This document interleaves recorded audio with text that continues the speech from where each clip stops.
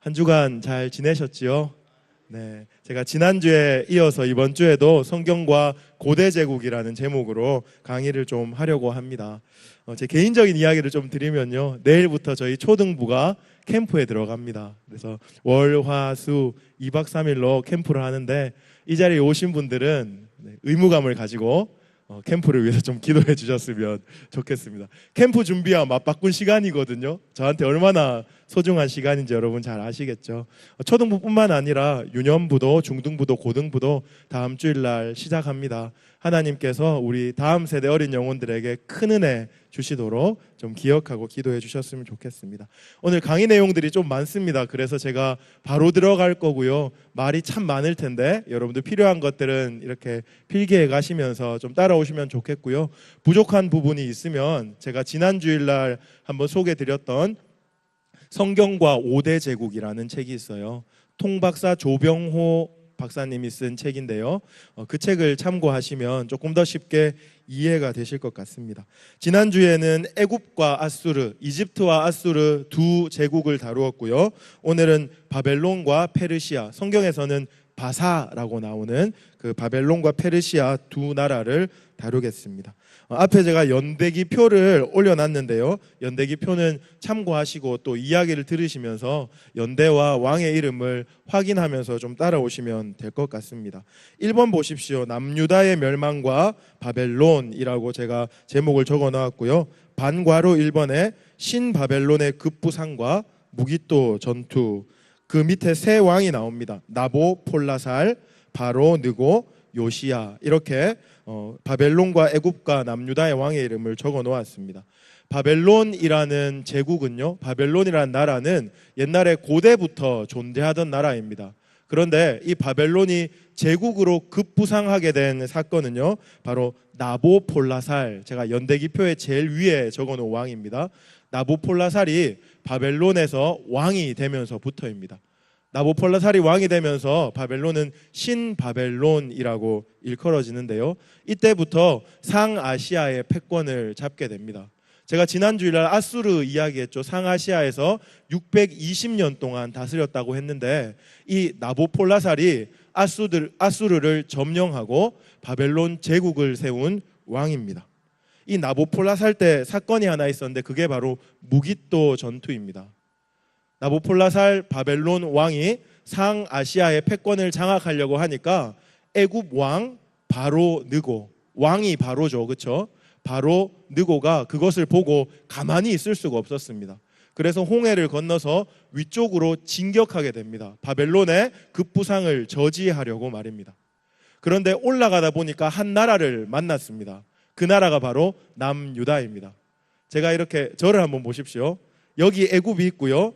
올라가다가 남유다가 있고 지금 바벨론은 이 상아시아 쪽에 있다고 생각하시면 됩니다. 바로 느고가 바벨론을 점령하려고 올라가는 길에 만나는 나라가 바로 남유다입니다. 남유다 그때 통치하던 왕이요, 제가 적어놓은 것처럼 요시야 왕입니다. 요시야 왕은 크게 힘이 없었던 왕입니다. 하지만 바로 느고가 올라가는 것을 막아섰습니다. 나로 그냥 가게 하라 하였지만 요시야가 끝까지 그를 막아서서 전투가 일어났는데 그것이 바로 무기또 전투입니다. 히브리 말로는 무기또고요. 헬라 말로는 여러분들이 더 잘 아시는 아마겟돈이라고 기록되어 있습니다. 그 요한계시록에 나오는 아마겟돈이 이 지명을 따랐는데요. 아무튼 무기또 전투에서 바로 느고와 그리고 또 요시야 왕이 맞붙게 됩니다. 그러다가 요시야는 전사하게 되죠. 요시야를 이기고 바로 느고가 이제 상아시아 지역으로 갈그미스라고 하는데요, 그쪽으로 올라갔는데 무기또 전투에서 너무 많은 전투력을 손실한 나머지 바벨론의 나보폴라살과 붙었을 때 바로 느고가 처참하게 패하게 됩니다.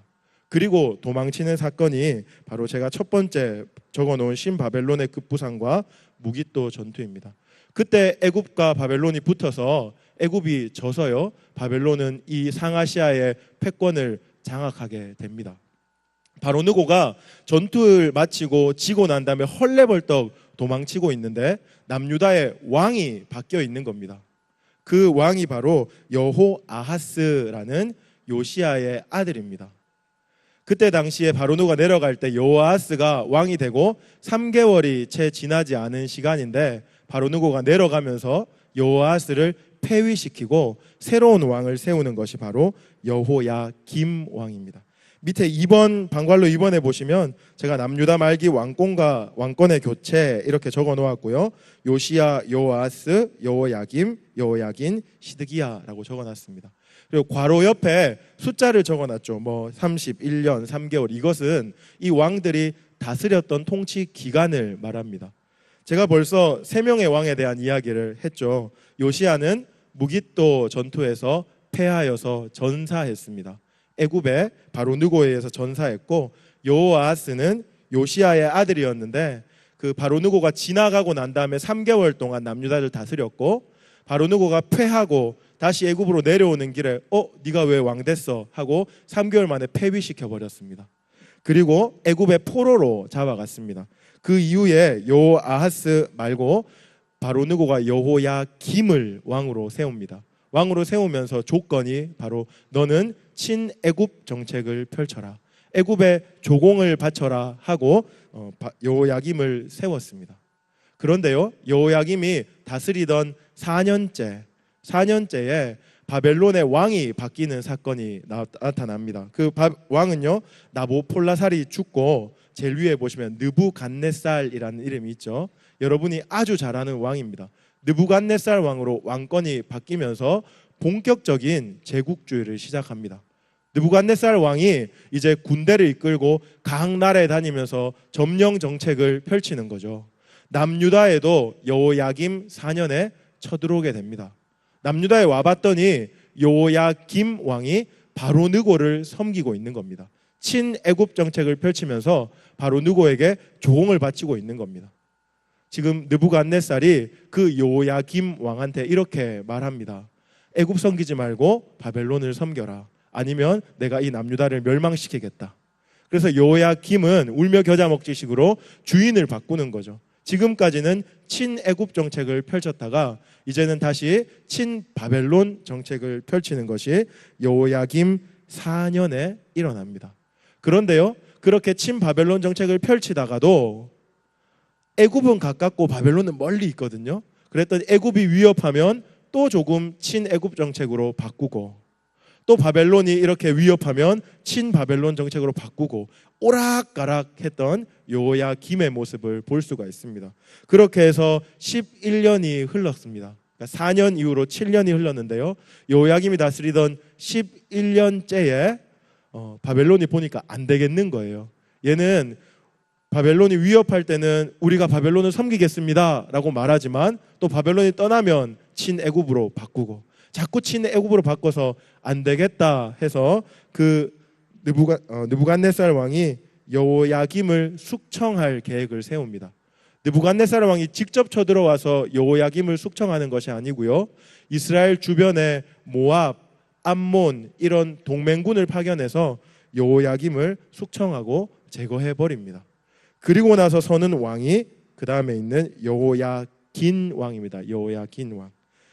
여호야긴 왕은요, 여호아하스 왕처럼 3개월 남짓 다스립니다. 여호야긴 3개월 때 어떤 일이 있었냐면 느부갓네살이 2차로 남유다를 침공하는 사건이 일어납니다. 여호야김을 잘랐잖아요. 여호야김을 숙청하고 난 다음에 이제 바벨론에서 출발해서 다시 남유다에 와 보니까 또 새로운 왕 여호야긴 왕이 서 있는 걸 보고 다시 바벨론의 느부갓네살은 여호야긴을 자릅니다. 그리고 그 여호야긴 왕은 바벨론의 포로로 끌고 가 버립니다. 그 여호야긴 왕 대신에 시드기야 왕, 남유다의 마지막 왕이죠, 시드기야 왕을 세우고요, 시드기야 왕에게 또다시 약속을 받습니다. 너는 애굽을 섬기지 말고 바벨론을 섬겨라. 똑같죠? 패턴이 똑같습니다. 그런데 시드기야도 바벨론을 섬기지 않고 가까이 있는 위협이 될 만한 애굽 정책으로 자꾸 바뀌는 거예요. 친애굽 정책으로.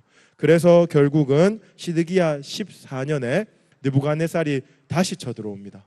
그래서 이제는 완전히 남유다를 초토화시키고 멸망시키고 시드기야 보는 앞에서 시드기야의 아들들을 다 죽여버리고 시드기야는 눈을 뽑아서 바벨론으로 끌고 가는 사건. 이게 바로 남유다의 마지막 사건입니다. 제가 계보를 조금 정리를 해드렸는데요. 요시야의 아들이 요아하스입니다. 그런데 요아하스는 요시야의 둘째 아들이었어요. 그리고 요아하스에서 요야김으로 바뀌었는데 요야김은 요시야의 첫째 아들입니다. 첫째 아들. 그리고 요야기는요, 요야김의 아들이고요. 그리고 시드기야는 요시야의 셋째 아들입니다. 별로 안 중요하지만 여러분 쓸거리가 있죠, 그렇죠? 한번 써놔보시면 좀 도움이 될 것 같습니다. 네, 이렇게 해서 남유다 말기에 제가 사건들을 다뤄줬는데 여러분이 눈치채신 것처럼 바벨론과 남유다 말기의 흥망성쇠가 이렇게 너무 긴밀하게 연관되어 있죠. 성경과 고대 제국을 하는 이유입니다. 우리가 남유다의 사건만 보면 남유다가 왜 이렇게 격변을 보냈는지 잘 모르겠지만 우리가 바벨론 역사랑 같이 보면 느부갓네살이 1차 침공을 했구나. 그리고 또 2차 침공을 했구나. 3차 침공을 했구나. 그래서 왕이 이렇게 바뀌었구나. 남유다 왕들은 친애굽 정책을 자꾸 펼쳤기 때문에 바벨론이 쳐들어와서 또 꾸중하고 왕을 바꾸고 죽이고 끌려가고 뭐 이런 일들이 있었구나 하는 것들을 여러분들이 이해하게 될 것 같습니다. 제가 방관로 3번에 세 차례에 걸친 느부갓네살의 남유다 침공이라고 적어놨고요. 제가 설명드렸듯이 1차 침공은 여호야김 4년에 그리고 2차 침공은 여호야긴 3개월, 그리고 3차 침공은 시드기야 14년에 일어났습니다. 재밌는 것이요, 바벨론 왕은 침공하고 완전히 이렇게 멸망시키지 않고 침공하고 왕을 바꾸고 그 다음에 하는 일이 한 가지 있는데 아주 특징적인 일이 있습니다. 뭐냐면 포로를 잡아가는 겁니다. 바벨론이 멀리서 남유다를 쳐들어와서 그들이 말을 안 들었기 때문에 그들에게 침공을 통하여서 여러 가지 이제 다시 조공을 바칠 수 있는 그런 정책들을 펼치고 난 다음에 그냥 가는 것이 아니고 꼭 포로를 끌고 갑니다. 그래서 우리가 성경 역사에서 보면 바벨론 1차 포로, 바벨론 2차 포로, 바벨론 3차 포로, 그것이 발생하게 되는 겁니다. 제가 괄호 안에 적어놨습니다. 1차 포로는 누구입니까? 너무 유명한 인물이죠. 다니엘입니다. 다니엘과 많은, 제가 붙인 표현인데 천재 청소년들, 다니엘뿐만 아니라 천재 청소년들을 1차 포로 때 끌고 갔습니다. 2차 포로 때는 제가 괄호 해놨죠. 에스겔과 한 1만 명 남짓 되는 귀족들을 2차 포로 때 느부갓네살이 또 포로로 끌고 갔었습니다. 그리고 3차 침공 때 시드기야 왕, 제가 눈 뽑고 아들 죽이고 되게 흉측한 이야기를 드렸는데요. 시드기야 왕을 잡아갈 때 그때 3차 포로 때도 많은 귀족과 그리고 남유다 사람들을 끌고 갔던 그런 사건들이 성경에 기록됩니다. 바벨론의 느부갓네살이 왜 이렇게 침공만 한 것이 아니고 오기만 하면 잡아갔냐? 이것은 바벨론의 제국주의 정책과 아주 긴밀한 연관이 있습니다. 복습 한번 해볼까요? 아수르의 제국주의 정책, 제가 지난주에 말씀해 드렸는데 그게 뭔지 기억이 나시나요? 경계 허물기라는 거였습니다. 경계 허물기. 아수르가 어느 나라를 침공하면 그 나라의 귀족들을 다른 데로 사로잡아 가버리고 다른 나라의 귀족들을 그 나라에 이렇게 갖다 놓음으로써 혈통을 순수 혈통이 아니라 혼혈족으로 만들어 버린다고 그랬죠. 경계를 다 허물어서 민족주의를 말살시켜 버리는 정책을 썼다. 제가 아수르를 얘기할 때 이야기했습니다. 그러므로 발생한 민족이 바로 사마리아인들이죠. 사마리아인들. 남유다 사람들, 나중에는 유대인들이 사마리아인들을 부정하다 이렇게 여긴 까닭이 그들이 피가 다 섞여 버렸잖아요. 잡족이 되어 버렸습니다. 이것은 아수르의 경계 허물기라는 제국주의 정책 때문에 그랬습니다. 그런데요, 바벨론은 그 경계 허물기 정책을 쓰지 않고 조금 더 독특한 정책을 썼는데요. 제가 밑에 다니엘하고 써놓은데 방관로 1번에 보시면 느부갓네살의 정책, 인질과 교육 이렇게 써놓은 거 여러분 보실 겁니다. 느부갓네살은 바벨론은 제국주의 정책을 경계 허물기 정책을 쓰지 않고 인질로 다 잡아오는 정책을 펼쳤습니다. 특별히 제가 말씀드렸던 천재 청소년들, 귀족들 이렇게 뭔가 가치로운 사람들을 자기 나라로 다 끌고 오는 이런 인질 정책을 펼쳤습니다. 그것뿐만 아니라 잡아온 사람들을 교육시켜서 그 나라에서 써먹을 수 있는 브레인들로 만드는 정책을 썼던 거죠. 달리 말하면 집중화 정책입니다. 바벨론으로 다 잡아와서 바벨론을 더욱더 부강하게 만드는 그런 정책을 썼다는 겁니다. 이 정책과 아주 긴밀한 인물이 여러분이 너무 잘 알고 있는 다니엘과 그들의 세 친구입니다. 다니엘과 그의 세 친구들. 다니엘이 1차 포로로 잡혀갔다고 했죠. 그리고 제가 말씀드릴 때 다니엘뿐만 아니라 천재 청소년들이 끌려갔다 했는데 여기서 느부갓네살의 의도가 있는 겁니다. 그냥 아무나 끌고 간 것이 아니고요, 아무나 잡아간 것이 아니고 이 싹수가 있는 친구들을 잡아가는 겁니다. 잡아가서 왕궁에 데려다 놓고 잘 먹이고 잘 입히면서 바벨론의 많은 교육들을 이렇게 하면서 바벨론맨을 만드는 거죠. 바벨론의 인재로, 바벨론의 브레인으로 키우는 거죠. 지금 그 정책 속에 다니엘과 그의 세 친구가 들어가 있는 겁니다. 다니엘과 세 친구가 그냥 끌려간 것이 아니고 이런 느부갓네살의 정책 아래에서 끌려갔다. 여러분들이 한번 기억해 주시면 좋겠습니다. 제가 방과로 이번에 다니엘의 인생, 포로로 끌려가서 바벨론과 그리고 또 페르시아 속에서 페르시아의 아래에서 살았던 다니엘의 인생을 이렇게 몇 가지 키워드로 한번 정리해 보았습니다. 같이 한번 읽어볼까요? 방과로 2번의 천재소년에서 시작. 천재소년에서 박사로, 박사에서 총리로, 그러나 언제나 물러섬이 없는 예배자로. 네. 다니엘의 인생을 크게 세 가지 키워드로 정리할 수 있습니다. 첫 번째 키워드는 청재소년입니다. 두 번째 키워드는 박사고요. 세 번째 키워드는 총리입니다. 이것이 느부갓네살 혹은 페르시아의 다리오, 이것과 너무 깊이 연관이 되어 있습니다. 처음에 다니엘이 천재 청소년으로 끌려갔죠. 느부갓네살의 정책입니다. 데리고 와서 잘 교육시켜서 브레인을 만들자, 바벨론맨을 만들자, 앞으로 바벨론을 더욱더 부강하게 만들 수 있는 인재로 만들자 하는 정책의 일환으로 다니엘을 끌고 왔습니다. 그래서 잘 입히고 잘 먹여야 되는데 이때 다니엘이 어떻게 합니까? 내가 왕의 진미와 포도주로 나를 더럽히지 않겠습니다 라고 환관장 아스부나스에게 그렇게 자기의 뜻을 전하는 겁니다. 이거는요, 그냥 보통 젊은이였던 호기로운 선포가 아니고 느부갓네살 왕의 정책에 정면으로 도전하는 겁니다.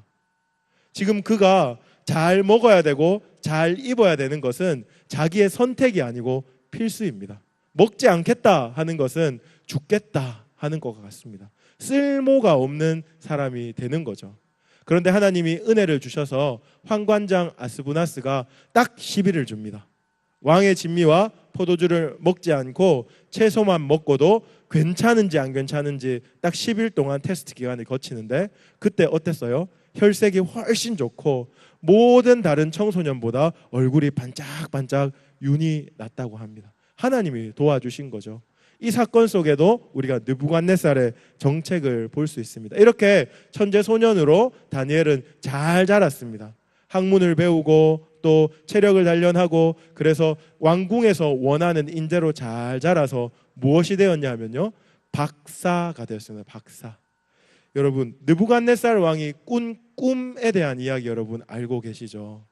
한 신상 같은 이렇게 있는데 머리는 금이고 뭐 팔과 가슴은 은이고 이 꿈을 꾸었잖아요. 느부갓네살이 그 꿈을 꾸고 너무너무 해괴했다. 그렇게 성경은 기록하고 있는데요. 너무너무 해괴해서 그 꿈에 대한 해석이 필요한데 느부갓네살 왕이 정말로 좀 약삭 빠른 사람입니다.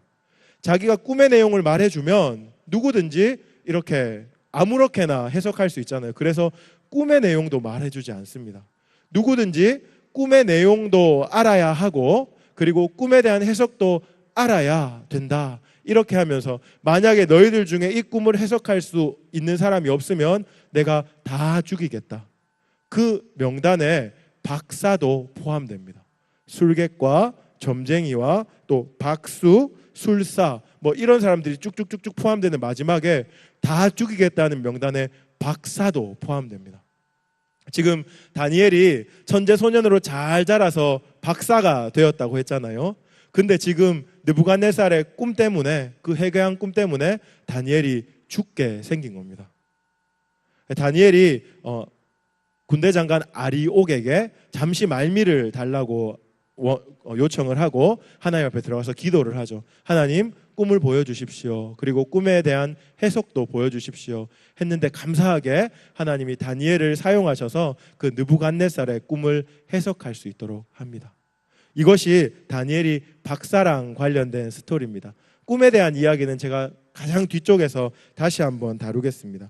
그리고 세 번째로 다니엘은 총리의 자리에 오르죠. 이것은 바벨론과 연관된 이야기가 아니고 바사, 다리오, 페르시아와 연관된 이야기입니다. 다니엘은 총리에 오르고 총리에 올랐는데도 왕의 조서를 어기고 기도하다가 사자굴 속에 들어갈 위기에 놓이게 됩니다. 우리가 성경에서 이렇게 굵직굵직한 다니엘의 사건을 우리가 이미 다 알고 있습니다. 왕의 진미와 포도주를 먹지 않겠습니다 하는 것과 느부갓네살의 꿈을 해석했던 장면과 그리고 또 사자굴에 던져졌다가도 죽지 않고 살았던 장면들 우리가 이미 보았습니다. 그런데 이것은 바로 느부갓네살의 제국주의 정책, 바벨론과 페르시아의 제국주의 정책과 긴밀한 연관이 있다. 여러분들이 그렇게 한번 이해하셔도 재밌을 것 같습니다. 이렇게 제가 세 가지 키워드로 다니엘의 인생에 대해서 한번 이야기를 들었는데요. 우리는 포로 하면 다니엘 이렇게 생각하지만 아주 핵심적인 인물이 한 명 더 있습니다. 바벨론 2차 포로로 잡혀갔던 선지자를 제가 말씀드렸죠. 누굽니까? 에스겔. 에스겔은 아주 바벨론 포로기 때 핵심적인 선지자였습니다. 이 다니엘과 에스겔은 누구의 영향을 받았냐면요, 예레미야 선지자의 영향을 받았습니다. 다니엘도 에스겔도 예레미야가 섬겼던 하나님, 그리고 예레미야가 하나님을 섬길 때 했던 많은 예언과 가르침에 깊은 영향을 받았던 사람입니다. 그런데 이들이 바벨론으로 포로로 끌려가서 다니엘은 행정가로 에스겔은 선지자로 지금 다니엘 포로들을 바벨론 포로들을 섬기고 있는 것을 우리가 보게 됩니다. 제가 3번에 에스겔과 바벨론의 경제 정책이라고 적어 놓았고요. 반괄호 1번에 보시면 2차 포로 에스겔과 1만여 명의 귀족들, 그리고 제가 아까 말씀드렸듯이 바벨론 집중화 정책이라고 적어놨습니다. 여기서 에스겔과 함께 끌려갔던 1만여 명의 귀족들, 이들은 소위 말하는 각 분야의 전문가들이었습니다. 전문가. 지금 바벨론의 느부갓네살이 이 각 분야의 전문가 1만명을 바벨론 성으로 끌고 가는 거죠. 그래서 바벨론에 집중적으로 경제와 문화와 기술과 교육들을 발전시키려고 꾀하는 겁니다. 인재 양성 정책, 그리고 또 집중화 정책이 바벨론 느부갓네살의 정책이다. 여러분들이 기억하시면 왜 1만여 명의 귀족들을 끌고 갔는지 여러분들이 기억할 수 있을 것 같습니다. 아무튼 이때 에스겔도 끌려갔다, 이렇게 성경이 나옵니다. 에스겔은요, 바벨론으로 끌려가서 포로들을 위한 선지자로 일했습니다. 제가 에스겔에 대해서 여러분들에게 많은 이야기를 할 시간도 없지만 여러분은 이미 너무 잘 알고 있습니다. 그렇죠? 수요 예배 때 지금 에스겔서를 20몇 장까지 계속 다루고 있기 때문에 에스겔서의 배경과 에스겔의 역할과 이런 것들 여러분 너무너무 잘 알 텐데, 제가 한마디로 요약하면 그렇습니다. 이때 끌려간 1만여 명의 귀족들은 어떤 생각을 하고 있었냐면, 우리가 예루살렘으로 곧 돌아갈 거다. 곧 돌아갈 거다. 하나님이 우리를 이렇게 내버려 두실 리가 없다. 우리는 곧 돌아갈 거다. 이렇게 생각하고 있었습니다. 그런데 에스겔이 그 바벨론 땅에 가서 그 1만여 명의 귀족들에게 이렇게 얘기한 겁니다. 곧 못 돌아간다. 곧 못 돌아간다. 너희가 이 땅에서 정착해서 한동안 오랫동안 살 거다. 그러니까 나무를 심고, 특별히 과목을 심어서, 과목이 맺히고 따먹으려면 시간이 한참 걸리잖아요. 그렇죠? 과목을 심어서 이 땅에 정착하라라고 한 메시지가 바로 에스겔의 메시지입니다. 사람들 생각에는 그것은 친바벨론적인 발언이다, 이렇게 생각했겠지만 하나님이 보실 때는 맞는 말입니다. 하나님은 뜻이 있었거든요. 계획이 있었거든요. 하나님이 예루살렘에서 남유다 사람들을 바벨론으로 끌고 간 이유가 뭡니까? 그들의 죄 때문에 그렇습니다. 그들을 심판하기 위해서 끌고 갔습니다. 그런데 그뿐만 아니라 예루살렘이 남유다 사람들의 죄로 인해서 너무너무 황폐화되어서요, 그 예루살렘에 안식년을 좀 주고 싶었다. 예레미야가 이렇게 말합니다. 그 안식년의 연한은 70년이다. 이렇게 말합니다. 하나님은 다양한 각도로 지금 역사를 만들어가고 계시고, 그 역사 가운데 에스겔이 그렇게 선포하는 겁니다. 너희들 빨리 못 돌아간다. 너희들 여기 정착하고 살아야 한다. 한동안은 여기에 있는 것이 하나님의 뜻이다. 첫 번째는 심판 때문이고, 두 번째는 예루살렘의 회복, 안식년을 위해서이다. 이렇게 에스겔이 지금 선포하고 있는 겁니다.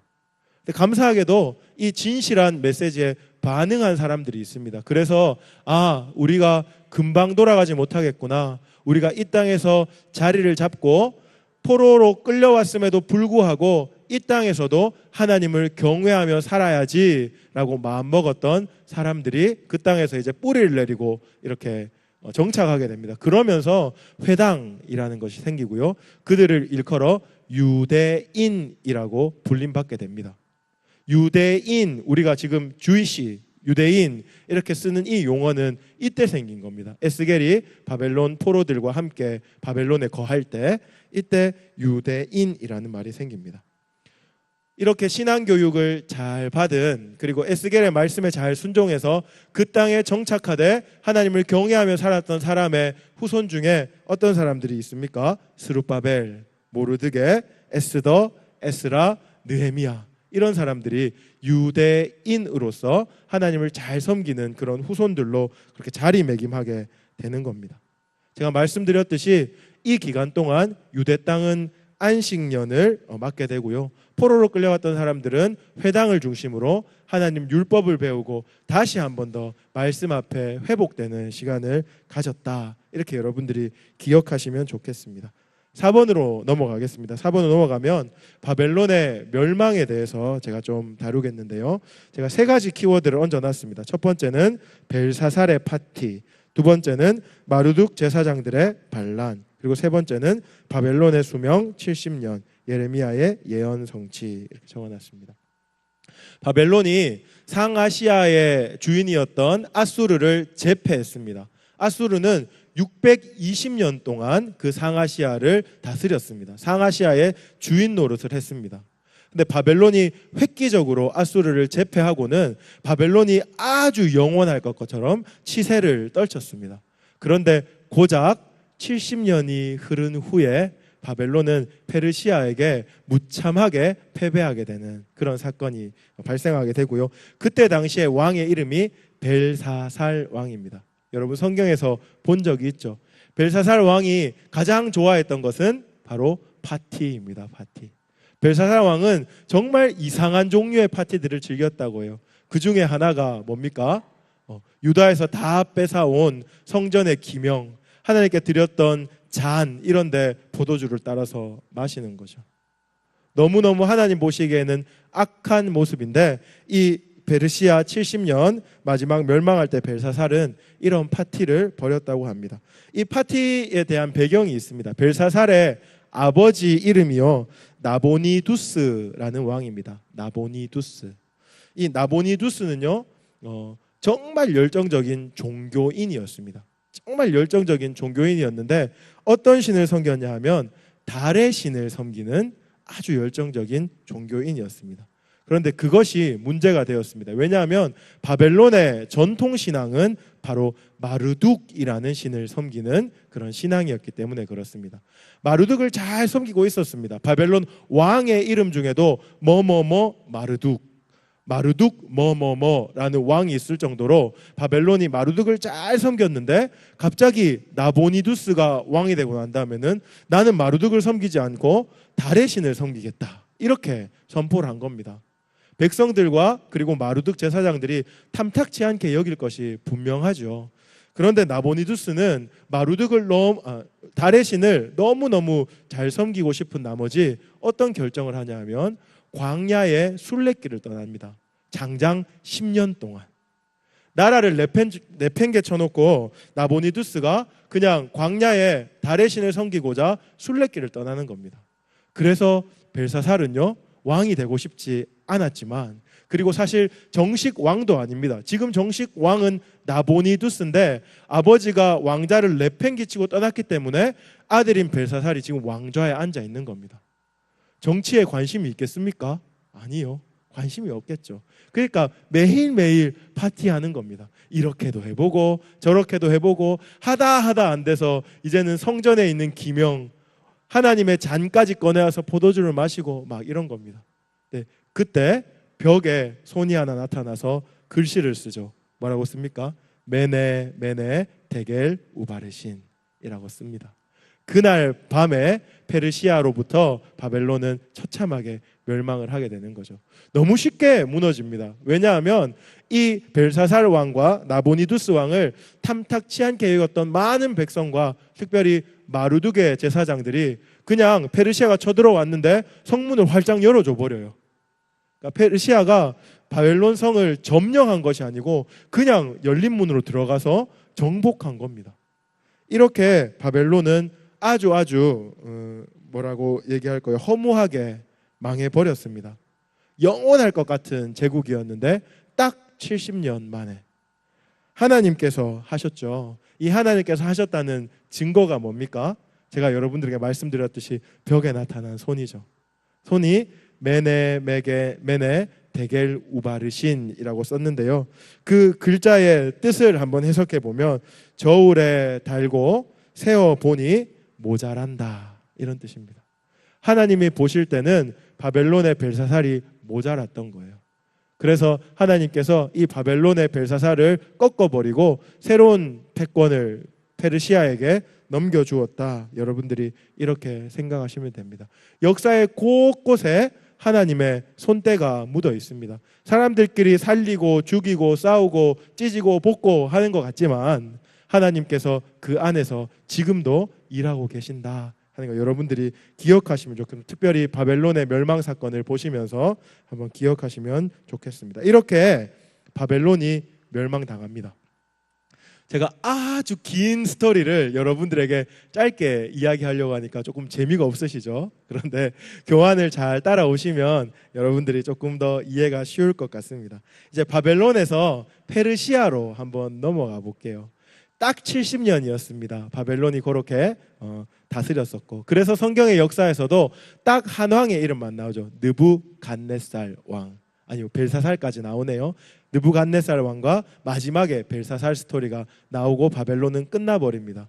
그리고 난 다음에 세워지는 나라가 페르시아 나라인데요, 성경에는 바사라고 적혀 있습니다. 여러분 성경을 보면 바사와 함께 나오는 한 나라 이름이 나오는데 뭡니까? 메대와 바사, 바사와 메대, 메대와 바사, 이렇게 바사만 나오는 적은 잘 없고요. 늘 메대와 바사 이렇게 섞여 나옵니다. 왜냐하면 메대와 바사는 함께 이렇게 연합하여 있는 도시 국가였기 때문에 그래요.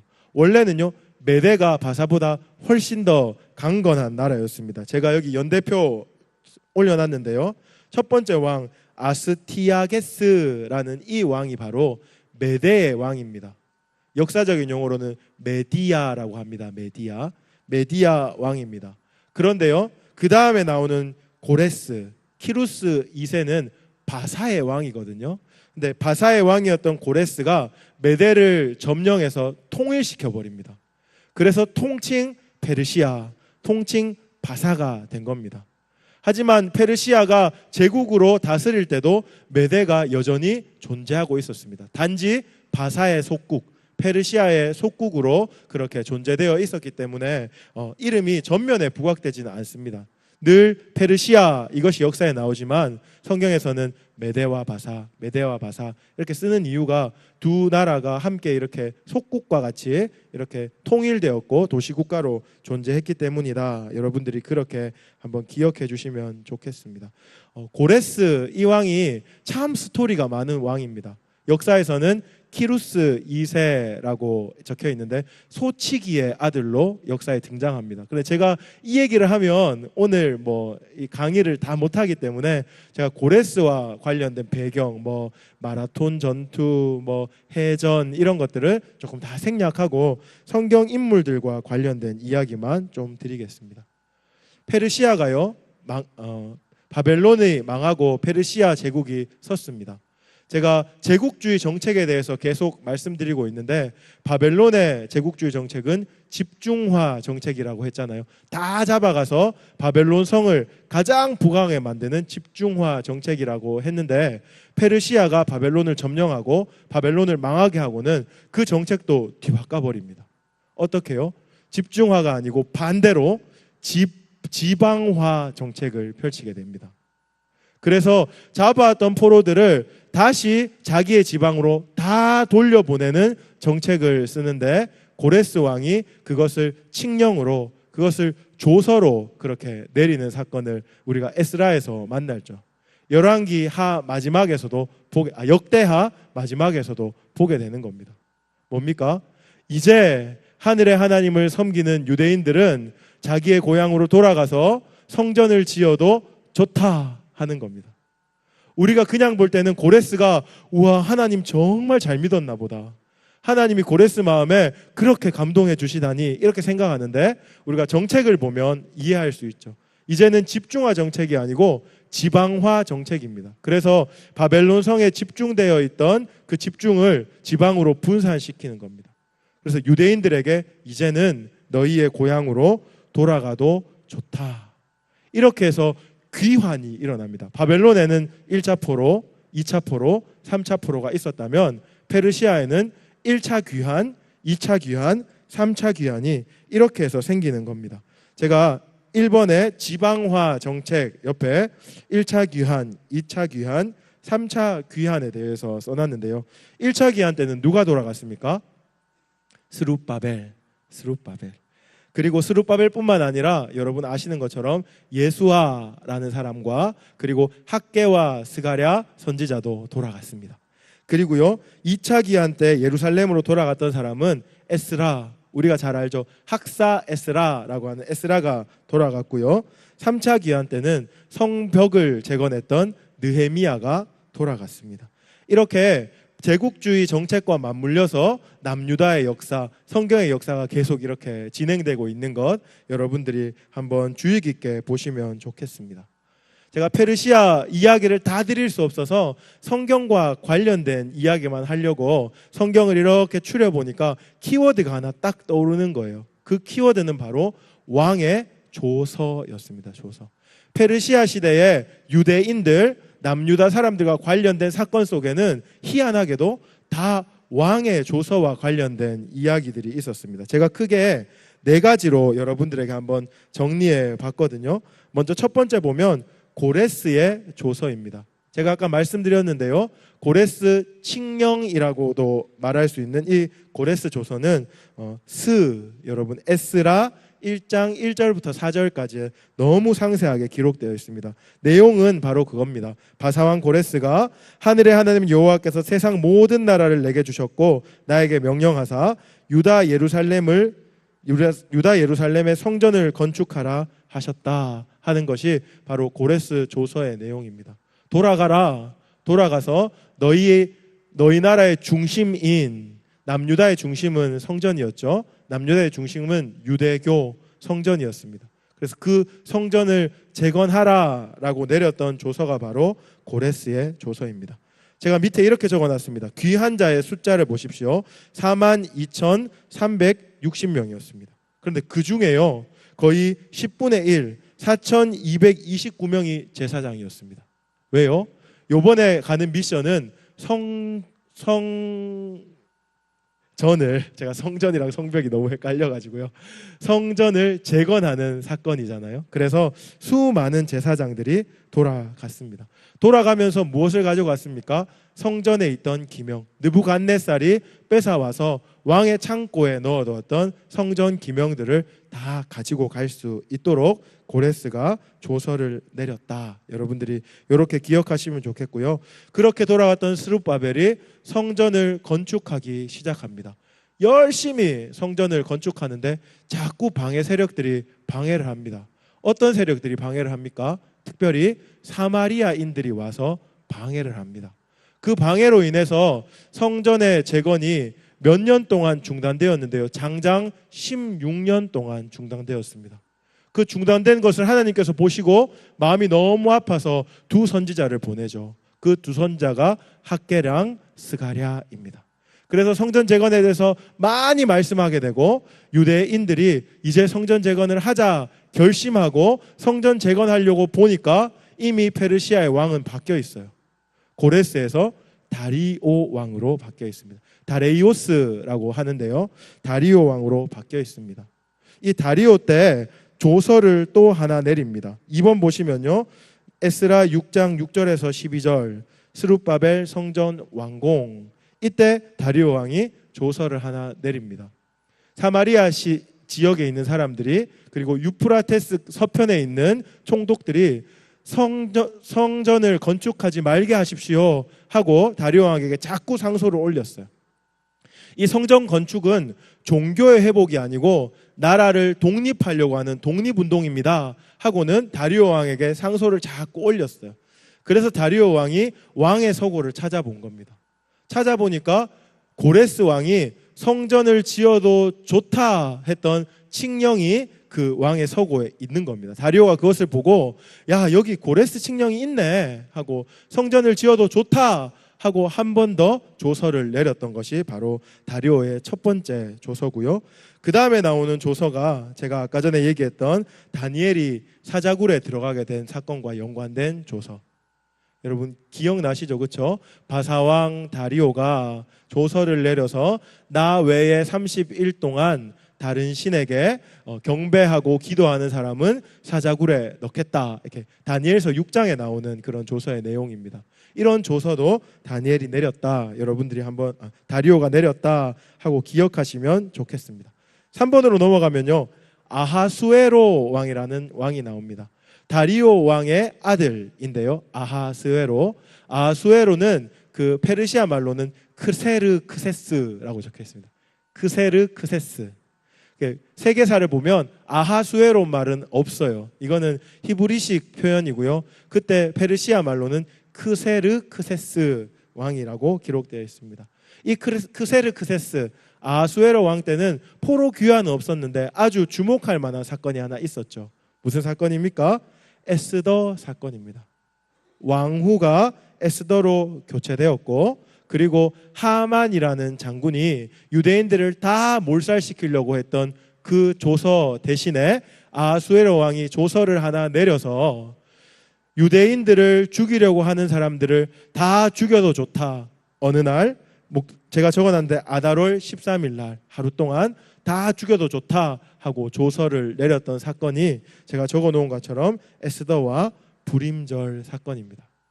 불임 혹은 부르라고도 하는데요. 이것은 제비를 말합니다. 하만이 사실은 유대인들을 죽이는 날 언제가 가장 좋을까 하고 놀이 삼아 제비 뽑기를 딱 뽑았는데 바로 아달월 13일, 우리말로 하면 12월 13일이 뽑혔어요. 그런데 하나님께서 이거를 완전히 반전시키셨죠. 유대인들이 몰살당하려고 받아놓은 날, 이 날을 유대인들이 구원받고 오히려 유대인들의 대적들을 몰살시키는 날로 삼아주셨던 거예요. 그래서 유대인들은 그 이후에 계속해서 불임절이라는 그런 절기를 지키고 있습니다. 요즘에도 불임절을 지키고 있다 이렇게 제가 알고 있습니다. 아무튼 아하수에로의 조서와 연관되어 있습니다. 그리고 4번 보십시오. 제가 아닥사스다까지 벌써 왔는데요. 아닥사스다는요 아하수에로의 아들이고 역사적으로는 이름이 엄청 깁니다. 아르타크세르크세스입니다. 아닥사스다랑 조금 비슷하죠, 그렇죠? 아르타크세르크세스. 이 왕 때에 또 두 번의 조서를 내리게 되는데 첫 번째는 에스라 7장 11절부터 26절까지. 학사 에스라의 귀환과 관련된 조서. 두 번째 조서는 느헤미야 2장 1절부터 9절까지 총독 느헤미야의 귀환과 관련된 조서를 내린 것을 우리가 볼 수 있습니다. 첫 번째 조서부터 한번 살펴볼게요. 학사 에스라의 귀환과 관련된 조서인데요. 제가 느헤미야 7장 25절 26절을 한번 읽어보겠습니다. 성경이 있으신 분들은 한번 찾아주셔도 좋을 것 같아요. 에스라여 7장 25절입니다. 에스라여 너는 내 손에 있는 내 하나님의 지혜를 따라 내 하나님의 율법을 아는 자를 법관과 재판관을 삼아 강 건너편 모든 백성을 재판하게 하고 그중 알지 못하는 자는 너희가 가르치라. 무릇 내 하나님의 명령과 왕의 명령을 준행하지 아니한 자는 속히 그 죄를 정하여 혹 죽이거나 귀양 보내거나 가산을 몰수하거나 옥에 가둘지니라 하였더라. 이게 바로 아닥사스다가 에스라에게 내렸던 조서입니다. 뭐와 관련된 조서인 것 같습니까? 법과 관련된 조서입니다. 아닥사스다가 에스라를 지금 남유다 지역 예루살렘으로 되돌려 보내면서 하나 생각하는 게, 의도하는 것이 있습니다. 이제 성전이 섰고 종교가 이제 조금 안정됐으니까 그 나라의 법을 좀 세워줘야겠다. 지금 지방화 정책으로 지방을 살려야 되잖아요. 그렇죠? 지방을 살려서 안정이 돼야 세금이 많이 거치니까 그 나라의 법을 좀 살려줘야겠다 하고 법에 능한 학사 에스라를 지금 파견하고 있는 겁니다. 그냥 에스라가 가기를 원해서 보냈다기보다 에스라 같은 인재를 지금 법치를 하기 위해서 지금 2차로 포로로 귀환을 시키고 있다. 여러분들이 그렇게 기억하면 좋겠습니다. 에스라가 와서 율법의 부흥운동을 이렇게 일으킵니다. 하나님을 잘 믿어라 하는 것도 분명히 있지만 그 남유다의 그 유대 땅에 법을 세우는 거죠. 어떻게 하면 옳고 어떻게 하면 그르다. 어떻게 하면 괜찮고 어떻게 하면 사형이다 하는 지금 법을 에스라가 세우고 있습니다. 이것이 바로 아닥사스다의 의도였다. 이렇게 여러분들이 기억하시면 좋겠고요. 세 번째로 느헤미야가 귀환하게 되는 사건은 느헤미야 2장 1절부터 9절까지 나옵니다. 여러분, 느헤미야가 페르시아에 있을 때 직책이 뭐였는지 혹시 아십니까? 느헤미야가 페르시아에 있을 때 술 맡은 관원장입니다. 술 맡은 관원장. 여러분, 술 맡은 관원장 익숙하시죠? 그렇죠? 요셉을 이렇게 바로 왕 앞에 불러주었던 그 관원장이 술 맡은 관원장입니다. 그 술 맡은 관원장은 우리 역사에서 뭐 기미상궁이라든지 아니면 술 맛을 보는 뭐 소믈리에 뭐 이런 위치가 아닙니다. 술 맡은 관원장은 정말로 대단한 행정가입니다. 소위 말하면 왕의 오른팔 혹은 왼팔이라고 불릴 정도로 그렇게 총애받는 자가 바로 술 맡은 관원장입니다. 그 술 맡은 관원장이 지금 3차 포로 귀환 명단에 들어가 있는 겁니다. 술 맡은 관원장이 이 아닥사스다 왕을 떠나기가 쉬웠겠습니까? 어려웠겠죠. 그래서 지금 느헤미야가 작전을 펼치는 게 얼굴에 수심이 가득한 채로 왕 앞에 이렇게 서 있는 겁니다. 죽는 거 아니면 왕이 물어보겠죠. 왜 그러니? 물어봤을 때 우리 민족이 지금 성벽이 없어서 지금 아주 혼란한 상태에 있다고 합니다. 저를 보내주셔서 성벽을 재건하고 치안을 새롭게 세울 수 있도록 도와주십시오. 이렇게 아닥사스다에게 말했습니다. 그래서 아닥사스다가 조서를 써주시는 거죠. 써주면서 얼마나 촉망받는 사람인지 너는 가서 그냥 살지 말고 얼른 갔다가 빨리 돌아와 이렇게 얘기하면서 조서를 써줍니다. 조서 속에는 어떤 내용이 있냐면 바로 느헤미야가 그 예루살렘까지 여행할 때 위협을 만날 때 왕이 보냈다 하는 그런 증서가 있고 또 성벽을 재건할 때에 나무와 그리고 또 벽돌과 여러 가지들을 공급해 주어라 하는 그런 증서가 있고요. 또 마지막으로 그 지역 사람들이 해코지하지 못하도록 그런 왕이 보호하고 있다라고 말하는 증서가 그 조서 속에 있었다고 느헤미야 2장 1절부터 9절까지 우리가 볼 수 있습니다. 느헤미야가 와서 성벽을 짓죠. 며칠 만에 여러분 짓는지 아십니까? 51일 만에 성벽을 완공합니다. 정말 기적 같은 역사인데요. 이거보다 더 놀라운 것이 역사학자들은 아닥사스다가 느헤미야를 보내줬다. 이게 더 놀랍답니다. 사실 하나님이 이 배경 속에서 정말 치밀하게 역사하고 있는 것을 볼 수 있습니다. 제가 조서와 관련된 이야기를 4개 여러분에게 드렸는데요. 이 조서는요, 어떤 의미를 가지고 있냐 하면 바로 왕의 권위를 말하고 있습니다. 바사왕 다리오가 다니엘을 너무너무 사랑했었죠. 그래서 다니엘이 사자굴 속에 던져졌을 때 가장 발을 동동 굴렀던 사람이 바로 바사왕 다리오입니다. 근데 다리오가 다니엘은 사자굴 속에 넣지 마 이렇게 말할 수도 있었는데 왜 그렇게 말하지 못했냐 하면 조서의 파워가 그만큼 세다는 겁니다. 자기가 조서를 쓰고 인장 도장을 찍기만 하면 그 다음에는 바꿀 수 없는 거죠. 근데 이 조서의 파워가 이만큼 센데 유대인의 역사들은 이 조서와 함께 흘러가고 있다는 거 여러분들이 한번 기억해 보십시오. 하나님이 이 조서의 파워를 가지고 유대인들을 지금 보호해 주고 있는 겁니다. 유대인들의 역사들을 하나님께서 이끌어가고 있는 겁니다. 페르시아 왕이 아니고 바벨론 왕이 아니고 지금 하나님이 그들을 사용하셔서 지금 유대인들의 역사를 이끌고 있다 하는 거 여러분들이 좀 기억하시면 좋겠습니다. 제가 열심히 이야기를 했는데요, 제가 말을 하면서 좀 불안합니다. 집에 가서 혹시 기억나는 게 있을까? 하도 많은 내용을 짧게 빨리 지나가서 여러분들이 많이 헷갈리실 것 같아요. 그런데 나름 정리를 잘했습니다. 제가 이 강의안을 다시 한번 이렇게 훑어보시면 여러분 기억이 나실 줄로 믿습니다. 마지막으로 하나님의 세계경영이라는 부분 제가 정리해드리고 강의를 마칠까 합니다. 아까 전에 바벨론 이야기를 하면서 느부갓네살의 왕에 대한 꿈에 대한 이야기를 했습니다. 그렇죠? 그 꿈을 꿨을 때 누가 그 꿈을 해석했습니까? 다니엘이 꿈을 해석했는데요. 그 꿈의 내용이 아주 희한합니다. 큰 신상이 있는데 그 신상의 머리는 금으로 돼 있고 팔과 가슴은 은으로 돼 있고 배와 넓적다리, 배와 허벅지는 동으로 돼 있고요. 두 다리는 철로 돼 있고 발과 발가락은 철과 진흙이 섞여 있는 꿈입니다. 그런데 그 큰 신상이 있는데 아무도 떠내지 않은 돌, 옛날 성경으로는 뜨인 돌이라고 하죠. 뜨인 돌이 떠오르더니 그 신상을 산산조각 내는 꿈을 느부갓네살이 꾸었습니다. 다니엘이 이 꿈을 해석하면서 뭐라고 말하는지 여러분 기억하십니까?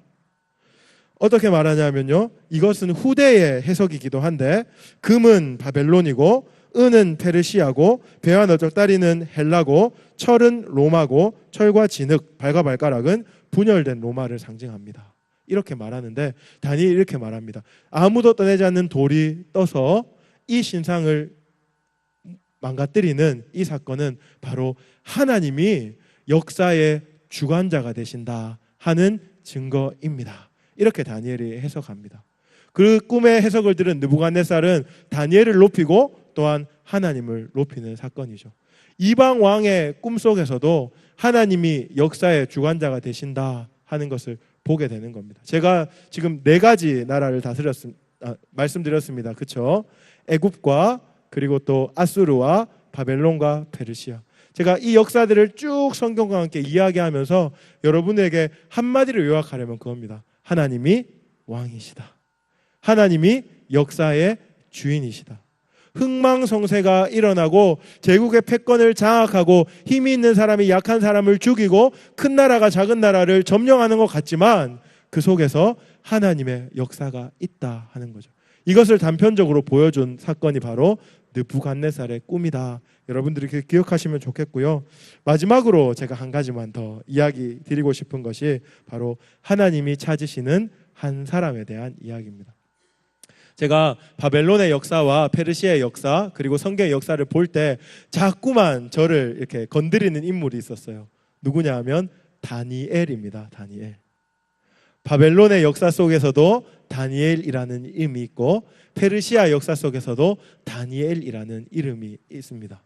근데 이 다니엘은 참 신기한 게 어떤 인물이냐 하면 간에 붙었다, 쓸개에 붙었다 하는 박쥐 같은 인물이 절대로 아닙니다. 권력 지향형 인물이 아닙니다. 아부하는 인물도 아닙니다. 제가 앞에 적어 놓았듯이 그럼에도 불구하고 예배하는 예배자입니다. 그런데 하나님이 이 다니엘을 통하여서 페르시아와 그리고 또 바벨론의 역사들을 굵직굵직하게 이끌어가는 것들 우리가 볼 수 있죠. 그걸 보면서 제가 생각했습니다. 아, 결국은 한 사람이구나. 하나님 손에 꼭 붙들려 있는 한 사람. 세상을 두려워하지 않고 하나님만 두려워하는 그 한 사람으로 인해서 그 한 사람을 사용하셔서 하나님은 역사를 이끌어 가시는구나. 그것을 깨달았습니다. 여러분 많이 들어보셨죠? 우리 담임 목사님이 설교하면서 자꾸 이야기하는 내용 중에 하나입니다. 여러분들 축복합니다. 역사는 계속 흐르고 있습니다. 우리가 잘 부른 노래처럼 역사는 흐른다, 이 노래 기억나시죠? 역사는 지금도 흐르고 있습니다. 그런데 그 역사 속에서 하나님은 간섭하시고 개입하시고 섭리하시면서 내가 주인이다 하는 것들 보여주시는 한편, 또 하나님의 역사를 이끌어갈 한 사람, 세상에 휘둘리지 않고 권력에 흔들리지 않고 물질에 사로잡혀 있지 않고 오직 하나님 이름에 목숨을 걸 수 있는 그 한 사람을 찾고 있다 하는 거 여러분 기억하셨으면 좋겠고, 여러분들이 바로 그런 사람들이 되었으면 좋겠습니다. 꼭 왕이 되지 않아도 괜찮습니다. 이제는 뭐 대통령 꿈꾸시는 분 이 자리에 없으시죠? 네. 뭐 초등학생들이나 뭐 총리, 대통령 이런 꿈꾸지. 우리는 이제 이미 안정되어서 더 이상 큰 꿈이 없을 수도 있습니다. 하지만요, 하나님은 그럼에도 불구하고 여러분들에게 꿈을 가지고 있습니다. 어떤 꿈이냐 하면, 여러분이 있는 이 자리에서, 여러분이 섬기는 이 가정에서, 지역사회에서, 직장에서 바로 하나님이 찾으시는 다니엘과 같은 한 사람이 되는 그 꿈을 하나님이 가지고 있습니다. 이 꿈에 반응하시고 응답하시고 그리하여서 하나님 손잡고 역사를 이끌어가는 그런 성도님 되시기를 주님의 이름으로 축복합니다.